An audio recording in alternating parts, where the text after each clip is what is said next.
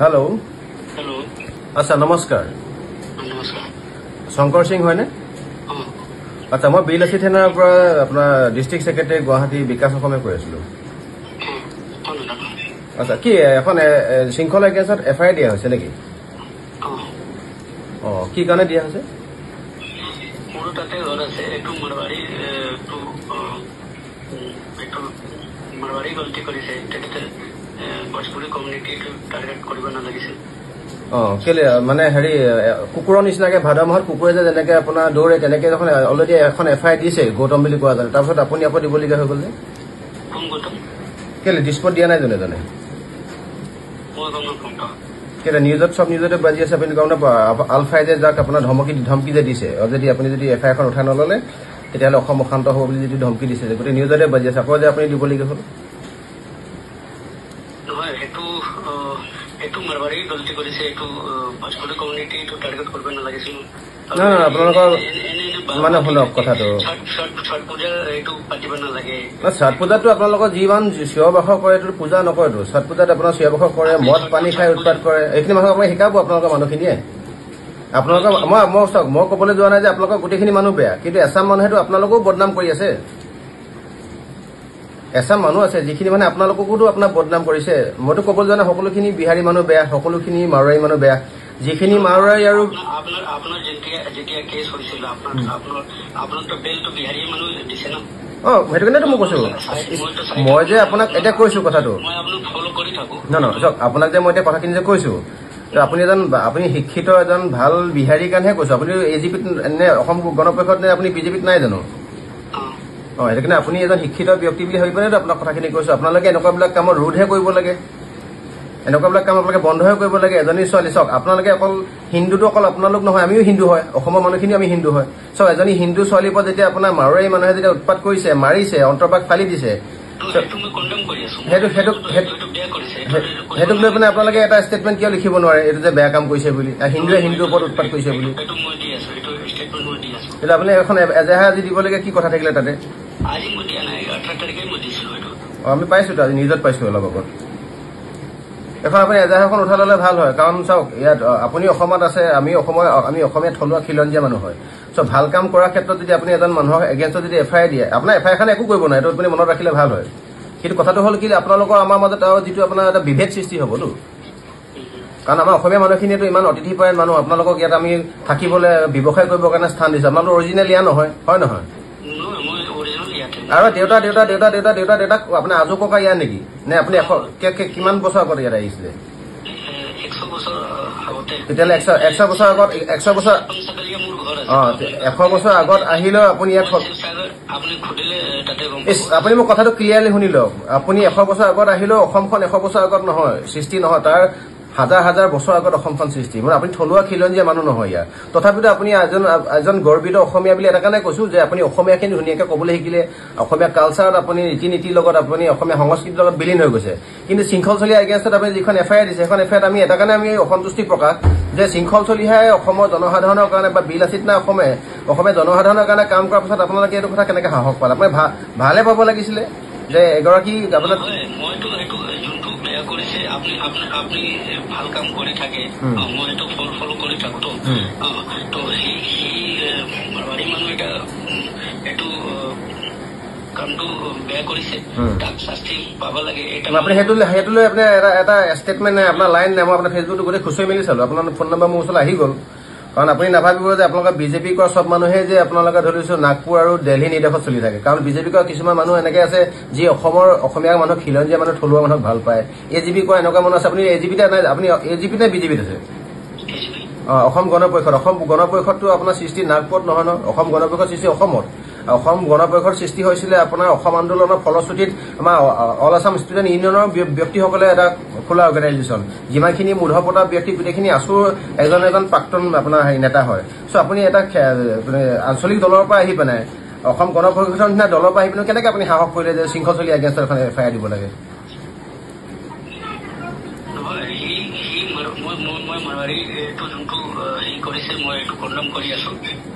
আপনি কন্ডেম কৰিছে হয় আপোনাৰ তাত কন্ডেম কৰা আপোনাৰ এটা ষ্টেটমেণ্ট আপোনাৰ লিখা এফআইআৰখনত একো লিখা নাই আপুনি দিয়ক তেতিয়াহ'লে আৰু এখন এফআইআৰ এখন উঠাই লওক মিছামিছিকে আপুনি এইবিলাক কি দেখাব বিচাৰিছে মানে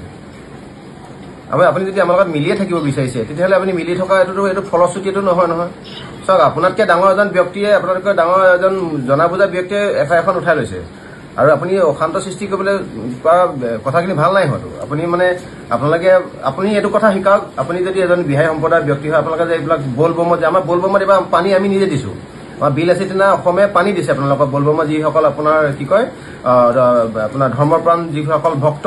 কিন্তু আপোনালোকে যে বলবমত যে আপোনাৰ চিঞৰ বাখৰ দি যে লগাই মদ খাই একদম হেৰি কি কয়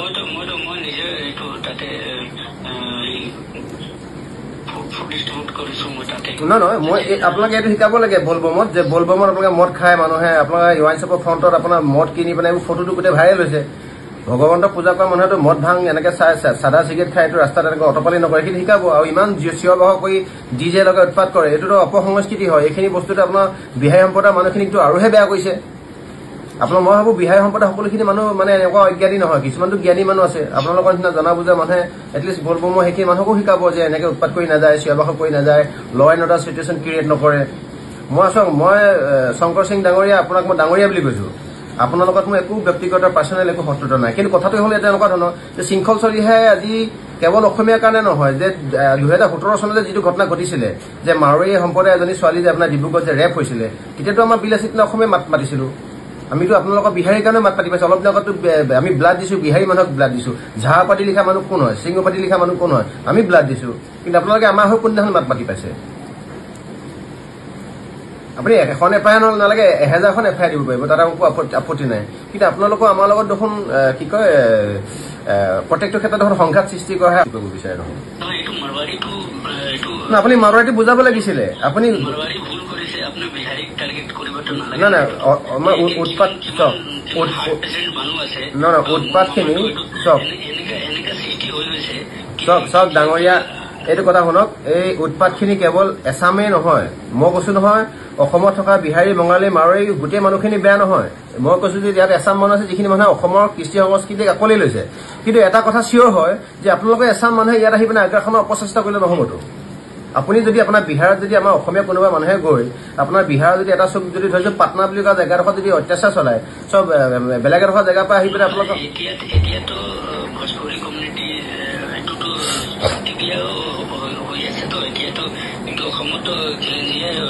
নহয় এতিয়া সেইটো শিৱসাগৰতো ইতিমধ্যে নিষিদ্ধ কৰি দিছে শিৱসাগৰত কোনো তেনেকুৱা বহিৰাগত মানুহৰ সংগঠন নচলিব এটা কাৰণতে আপোনালোকে লক্ষ্মণ ৰেখাডাল পাৰ কৰিলে লক্ষ্মণ ৰেখাডাল অকল সীতাৰ কাৰণে নহয়তো লক্ষ্মণ ৰেখাডাল আপোনালোকৰ কাৰণে হয় আমাৰ কাৰণে হয় চৰকাৰৰ কাৰণে হয় ইভেন পুলিচৰ কাৰণে হয় চ' ৰেখা যেতিয়া ক্ৰছ কৰিব আমাৰতো মানুহ আৰু এনেকৈ হাত সাৱটি বহি খাৰু পিন্ধি বহি থকা নাই মেখেলা পিন্ধি বহি থকা নাই মাতটো কিয় নামাতিব আপুনি কওক বিহাৰত যদি আমাৰ অসমীয়া মানুহে গৈ পেলাই তেনেকুৱা যে অটপালি কৰে আপোনালোকে বিহাৰ দেখোন মানুহ কাটি মাৰি টুকুৰা কৰি দিয়ে আমাৰতো ইয়াততো সেইবোৰ একো কৰা নাই আপুনি শিকাবহে লাগিছিলে ভালকৈ আহি পিনে হয় এইখিনি মাৰোৱাৰী সম্প্ৰদায় বেয়া কৰিছে ভুল কৰিছে কেতিয়াবা আমাৰ বঙালী মানুহে ভুল কৰিছে বিহাৰী মানুহে ভুল কৰিছে ভোজপুৰী মানুহে ভুল কৰিছে এইখিনি নকৰিবা যে অসমীয়া মানুহৰ লগত আমি মিলিজুলি থাকিব লাগে সেইখিনি বস্তু কিয় নাই আপোনালোকৰ সেইখিনি থকাটো মই ভাল পালোহেঁতেন কাৰণ আজি গুৱাহাটীত চাওক আমি বিলাসীত অসমীয়া গুৱাহাটীত কাক সহায় নাই কৰা বিহাৰী বঙালী মাৰোৱাৰী অসমীয়া অনা অসমীয়া হিন্দী ভাষী অসমীয়া ভাষী সকলোকেতো সহায় কৰি আহিছোঁ আমি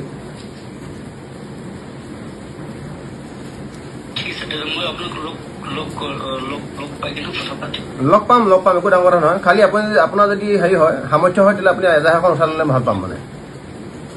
এজাহাৰখন যদি আপুনি একো কৰিব নোৱাৰিব সেইখনৰ যোগেদি আহি থকা দিনবিলাকত আপোনালোকে আমাৰ মাজত আৰু বেছি বিভেদ আৰু পাৰ্থক্যহে সৃষ্টি কৰিব মানে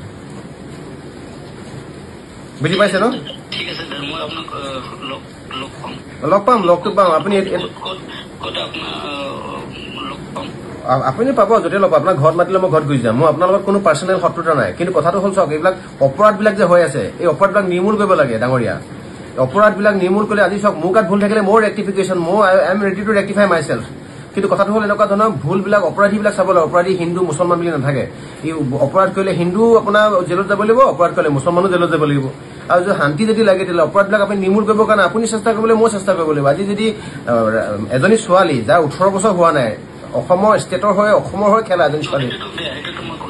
তেতিয়াহ'লে চাওক আপুনি তেতিয়াহ'লে সেই তেনেকুৱা মানুহ মই এইটো বিচাৰিছোঁ যে আমি সকলোৱে অপৰাধ নিৰ্মূল কৰিবলৈ হ'লে সকলোৱে এটা পইণ্টত থিয় হ'ব লাগিব যে এইখিনি ভুল আমি নেক্সট টাইম নকৰোঁ হয় নহয় আপুনি চাওক আপুনি ইতিমধ্যে গম পায় যে United liberation front of Assam আলফাই যে অলৰেডি আপোনাৰ গৌতম বুলি কোৱা এজনৰ এগেইনষ্টত অলৰেডি দিছে যে এখন যদি এফআইআৰ ৰেজিষ্টাৰ হৈ পিনে কিবা কাৰণে যদি তেখেতে যদি গোচৰ যদি ৰেজিষ্টাৰ হৈ যদি জেললৈ যায় তেতিয়াহ'লে অসম অশান্ত হ'ব। অসম অশান্ত হ'ব মানে অসমখনতো আপুনি আছে, ময়ো আছো, আমাৰ বহুতখিনি মানুহ আছে। আপুনি এনেকুৱা নহয় যে অকল আমি অসমীয়াখিনি আছো, অনা অসমীয়া বহুতখিনি মানুহ আছে। অশান্ত শব্দটো ধেৰ কিবি লুকাই থাকিলে। ত' অসমখন আমি অশান্ত হোৱাটো আমি নিবিচাৰো, চিঞৰ-বাখৰ হোৱাটো আমি নিবিচাৰো, ভালকে থকাটো বিচাৰো। গতিকে মই বিচাৰো কি আপোনালোকৰ নিচিনা গুণী জ্ঞানী মানুহে কথাটো মানে কম্প্ৰমাইজ কৰিব লাগিছিলে, কিন্তু আপোনালোকে কি কৈছে ওচৰতাহে দিছে। তেতিয়াহ'লে আপোনালোকে এজাহাৰখন দিয়া কথাটো আমাৰ নিউজতো গৈছে, আপোনাৰ তাতো গৈছে। তেতিয়াহ'লে এজাহাৰখন দি পিনে নিজৰ এতিয়া চ' পপুলাৰিটি বিচৰা নিচিনা লাগিছে দেখোন। তেতিয়াহ'লে আমিতো এজাহাৰ দিলে তেতিয়া আমিতো কাৰোবাক কৈ নাথাকো, আমিতো আপোনাৰ এগেইনষ্টত আজি এখন এজাহাৰ দিম বুলি ভাবিছো। এইখিনি আপুনি যে আপোনাৰ উচতনিমূলক কিবা কাম কৰিছে বুলি আপুনি যদি কথা উঠাই লয় তেতিয়াহ'লে আমাক ক'বলগীয়া একো নাই। নহ'লে কিন্তু আমাৰ গোটেই অসম বিভিন্ন প্ৰান্তত আপোনাৰ এগেইনষ্টত আপোনাৰ এজাহাৰ পৰিব। আপুনি ভৰলুঠে দিছে, গুৱাহাটীৰ বিভিন্ন ঠাইত আমি থানাত আপোনাৰ এগেইনষ্টত এজাহাৰ দিম। তেতিয়াহ'লে আমিতো আপোনাক এজাহাৰখন দিয়াৰ আগত আপোনাক ফোন নম্বৰ বিচাৰি মই কল কৰিছো যে ডাঙৰীয়া এইটো আপুনি এনেকে কৈছে, আজি এই কথাটো কম্প্ৰমাইজত আহিব পাৰিনে নাই, আপুনি ঘৰত এজাহাৰখন তুলি ল'ব পাৰিনে নাই। কম্প্ৰমাইজ শব্দটো মই আপোনাক নকওঁ, আমি ইমান ভয় ধৰা মানুহ নহয়। কিন্তু আপুনি বিচাৰিছে আপুনি এজন গুণী জ্ঞানী এজন ভদ্ৰ ব্যক্তি হিচাপে আপুনি এজাহাৰখন উঠাই ল'লে এটা কাৰণে ভাল হয়। এই কথাৰ পৰা আৰু নহ'লে চিঞৰ-বাখৰ সৃষ্টি হ'ব।